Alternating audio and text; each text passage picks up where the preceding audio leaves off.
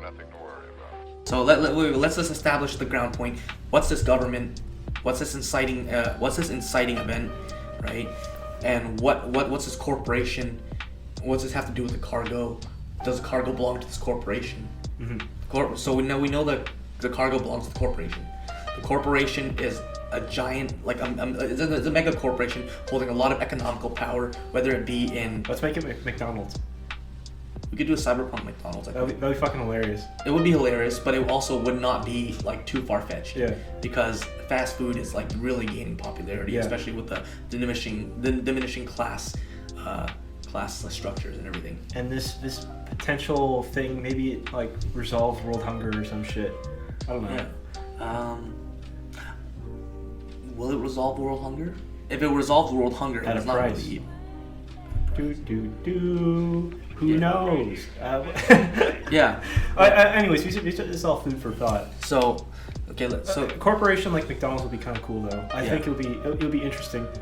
And if the corporation were to come after our players, I could send like paralegals and like clowns. No, absolutely not. No. Imagine this: a special forces from McDonald's. McDonald's special forces. We are all jokers here. It's like Hamburglar. Send in the clowns. It's like it's Hamburglar, but he's like a ninja assassin. And he's out to kill you. Yeah. But anyways, moving on. So the inciting event, right? That can be anything. So we just know as a basis something happened. Yeah. That's beyond everyone's control. We could set that aside. Let's set that aside, guys. Zoom. Right? Now the government. What's this government? The government. Good question. And really, how much power do they have? In a post-apocalyptic thing where the social status is kind of like falling apart, is it going to be a lot of different like internal factions working out? Is it going to be one unified government? I was thinking kind of like an empire, right? And because you wanted to have like a corporation that works, that's in conflict with the government, but it doesn't work like that in a real setting, right? Because it's not that black and white. A corporation without the support of the government does not get funding, but a government without the support of the corporation does not have product. Yeah. Right. So they benefit each other. But it's kind of like a game theory thing where they're actively trying to fuck each other up. Yep. This could be a post-apocalyptic version of the United States. Yeah. Where the players are tasked with like getting across one of the states. Yeah. And then like, I don't know where we position it, but it could be interesting. Yeah. So I'm thinking like the government is your typical totalitarian whatever. We know they're bad guys. The reason why they became powerful was because they were necessary for restoring, bringing the community out of civil unrest. We could say that like something happened. They declared martial law. The democratically elected government. That was 50 years ago. Yeah. And martial law it's not done yet for some reason. Yeah. So something like that. So people, let's flesh this out. So let's say after the inciting event, people are hungry, people are sad, people are homeless. Life expectancy drops down to like 30 years. Everyone would just try to populate the earth as fast as possible to preserve the human race. Right. Much of this may, everyone's dying, and also the global populace is decreasing. So a lot of places on earth are actually underpopulated, riddled with skeletons. There's only pockets where where their actions were actually successful. And these pockets are also colonies where that's under protection of the overarching government with their own little mini governments within each one. Yep. Right? So, like it's like big pharma with different chains of Shoppers Drug Mart. That sounds fucking spooky. Yeah, but not like that. But you know what I'm saying, right? Yeah. So these colonies, what they would do is that they would, I'm guessing, try to enforce certain behavior that's conducive to a working environment, right? And maximize output, right? So that, because then if everyone works, right? If everyone works in this scenario, it only helps everybody, right? While that idea works after the inciting event, right? It doesn't work so much anymore now that things are established and things are generally regarded as peaceful. Why should I work so damn hard when everyone is just, at this point, we're just making a surplus, right? So basically, they're enforcing like unfair working conditions for people, even going so far as to establish some form of thought crime in order to minimize crime in general. We're talking about just the government in general? The government in general, Yeah. right? But also in respects to their attempts to make these like pocket communities work together. They have the corporation, which we do not have a name for, which mass produces items, right, and for which these workers work for. So the government exists outside, which feeds into drips funding to a corporation for which everyone works under, right? Right. And then what I'm thinking is that the people are like they're not happy anymore, right? Because it doesn't work. It's not necessary anymore. The corporation, at the same time, holding extreme economical power, right? Because they have 100% of basically the colony's workforce, right? Can use that to blackmail the government. So while the government requires that the people function for the progression and preservation of humanity, you got the corporation, which realizes they have extreme leverage over the controlling government, because without them, everyone and the whole entire government structure, the societal structure, would crumble. Yeah. Right? Something that was addressed or brought up in Cyberpunk 2077, for at least, that I thought was kind of cool, was they have these mega cities where you live your entire life and just within this like cube, this giant cube of a fucking city. Yeah. I thought those were really interesting because, you know, they're owned, you know, like people own the real estate for those. Yeah. Right? So in essence, they're like corporate kind of strongholds. It's like corporate housing. Yeah. Well, if the person owns literally all the real estate that's been built up in the sky, right? I mean, the government can what can the government do? Yeah. Right. So we could have these little modules where there's like a city, for example, that's one of these corporate like housing things. It's just this gigantic ass structure, like a mega city, right? Like a giant fucking cube that just come across. Yeah, like we've seen it before in the movie Judge Dredd. Yeah, it was just like a massive structure housing thousands upon thousands of people. Everyone gets similar like housing space because everyone's input into the system is equal. Right. And it's just like, I don't know, they just come across it out of nowhere. That'd be kind of awesome. I think it would be cool. Yeah. Also interesting dungeons, especially decrepit mega structures. I was hoping that they could come across like a decrepit city and then like get attacked by like raiders or some shit. I don't know. Yeah, like Fist of the North Star style. Yeah, dude. So back to the thing, the corporation has basically economical superpower, right? To combat the government. Now we have to ask, what does a corporation want from the government?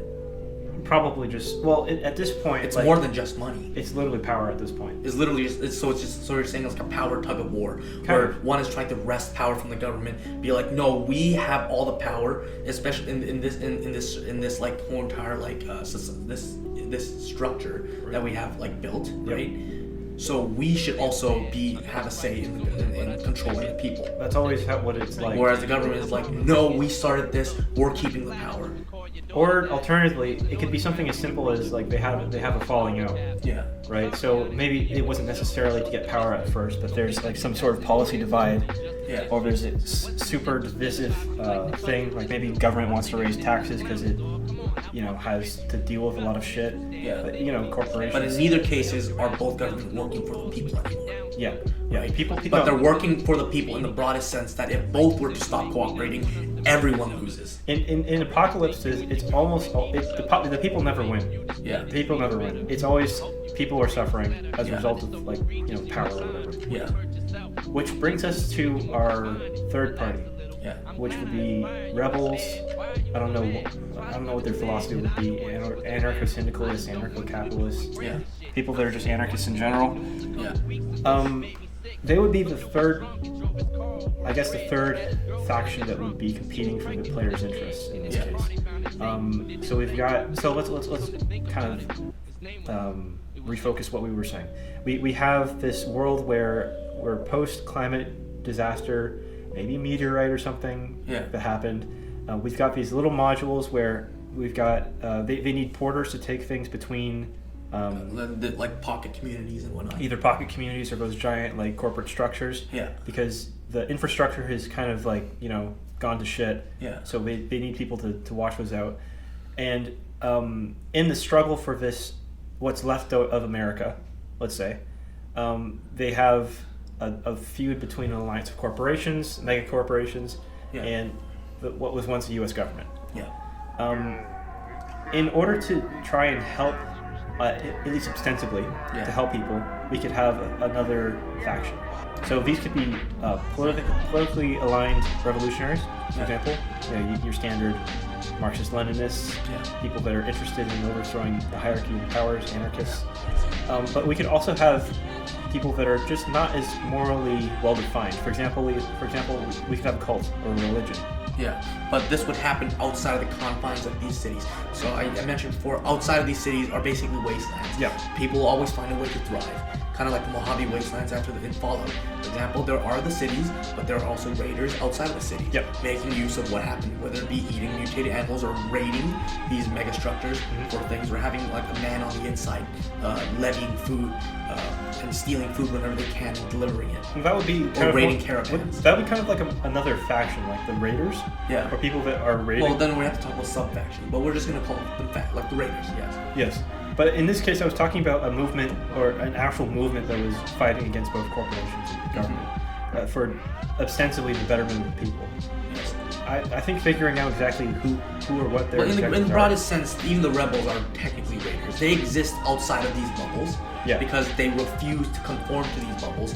Why would if I were so against this structure, this societal structure, why would I make myself a part of it and contribute to its betterment as a whole? I should be outside of it. So in the broadest sense, everyone's a raider. But the sub-factions within the raiders, there are the rebels, and there are those that just try to fuck shit up. Yeah. Those who are just trying to make the day, make it past the day. There might be even raiders that are raiders in the raw sense, but are actually just Robin Hoods. So they're a self-imposed militia that guard pocket, like otherwise unknown pocket communities Right. in the wasteland, right? And they try their best to be fair because they're able to see the mess that that things has got into, Yeah. right? But they themselves cannot absolve themselves and be absolved and call themselves just because they still have to resort to things that are otherwise evil for the greater good. I think the main distinction between what we could say a rebel and a raider would be that rebels are actively trying to change the system, Yeah. whereas rebels are just opportunists that are Okay, but like working off if of we're the system. but like not to I start understand in not a to very- start an argument, but we have the rebel that lives outside. Where do they get their food? They must raid the porters between cities, yeah, of course. right? And while and they can argue that by raiding these, they're going against the thing, they're supporting their troops for other endeavors, right? So in the broadest sense, you got the tree of raiders, you got the corporation, and you got the government, and each one breaking off into their own mini tree, right? So you got raiders. There are basically fair militias that resort to crime for the greater good, and you just got actual raiders, like true to their nature raiders. Yep. And then you got raider rebels. Yeah.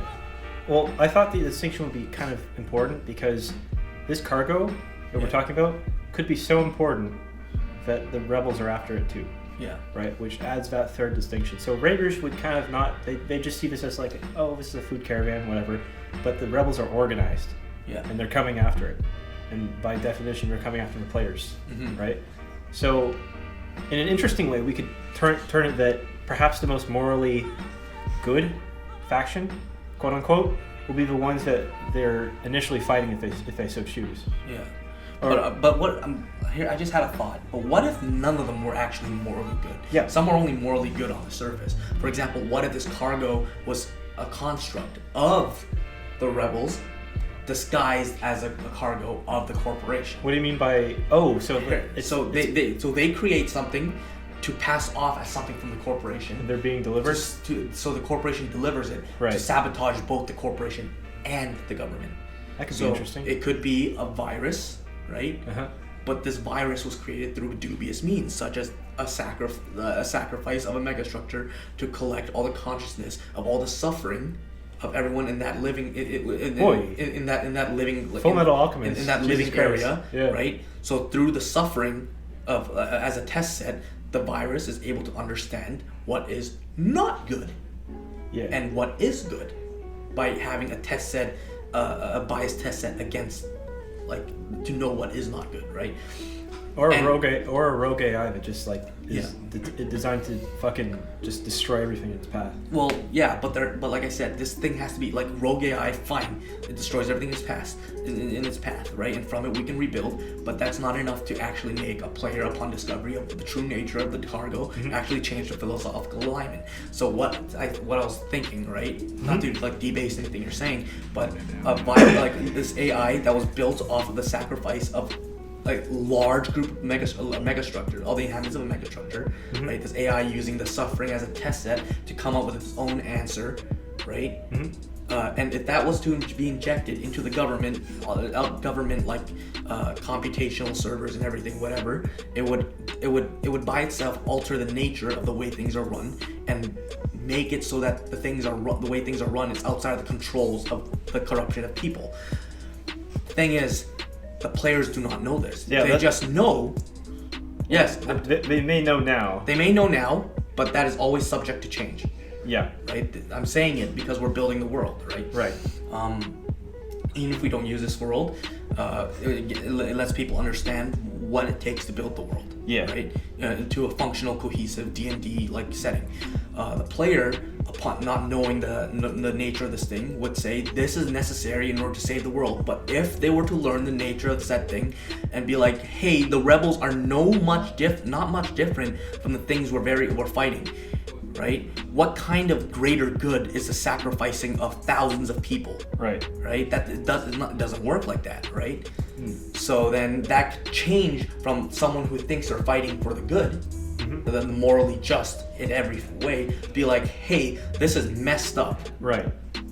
and then rebel against the rebels and or try to splinter off to create to a separate like faction, or maybe even completely forego his effort and join just like the militia that's trying to live peacefully in the wastelands. Right. Something that would completely put them under, like, decommission them from adventuring, or something that would completely alter their shifts, their point of view to fight for the lesser evil. Right. Because the government and the corporation Could be the lesser evil. are the lesser evil in this case, because while they are corrupt, they are not willing to sacrifice thousands of people within a colony to further their own needs. Yep. Right? They want power, but they're not willing to do it while bloodying their hands. So these are all examples of what we could be throwing into any. What we could be, yeah. I guess that leads to one final question, and that would be, how do we kind of compartmentalize this all into a 3-hour one-shot? A 3-hour one-shot. Yeah. The journey is pretty easy, I'd say. Well, I did mention at the beginning of the year, then while it is a one-shot, it doesn't have to stay a one-shot. It just has to be compelling enough for people to come back. Right. Right, something to that's compelling enough plot-wise in this individual state. We're giving a story now, right? This is the story, but in the plot, like in the isolated instance, it has to be interesting enough for people to stay, but also open-ended and inciting enough for people to want to come back. So if we do make it a one-shot, then people will have fun. But if people so desire to have a second part, we have something to build off of. So it's not so much that how can we fit this into a 3-hour one-shot, it's more than how can we make the 3-hour one-shot not feel like it's wasted and while still being fun, while also being able to build off of it should we so incline. Yeah. Right. I think the first step is obviously good world building. Yeah. But then it also comes down to good storytelling. Yeah. And that's a skill in and of itself. But I think we both are going to need to practice that. Anyways, I think that about wraps up the time that we have here. This has been the second episode of our 2-part series on world building. I mean, we did world building before. We talked about dystopias, but in this case, we just really went over how we were thinking about the framework of how to build the world. Yeah, and specifically for our 2020, Cyberpunk 2020 one shot or tabletop game that we were planning out. So those are all ideas that might come onto the table. Who knows? Yeah, and also like my memo was always be transparent. So if people know what I generally have in mind when running this one shot, people won't be like, "Why that's dumb?" Be like, "No, well, there's more to it. You just don't know it yet." Right, of course. Yeah. Anyways, you guys, thank you all for listening. I hope that you enjoyed what you were listening to, and if you are one of the people that are going to be playing with us later on, look forward to it. Yeah. God bless. We'll see you next time. Papa bless. Papa bless.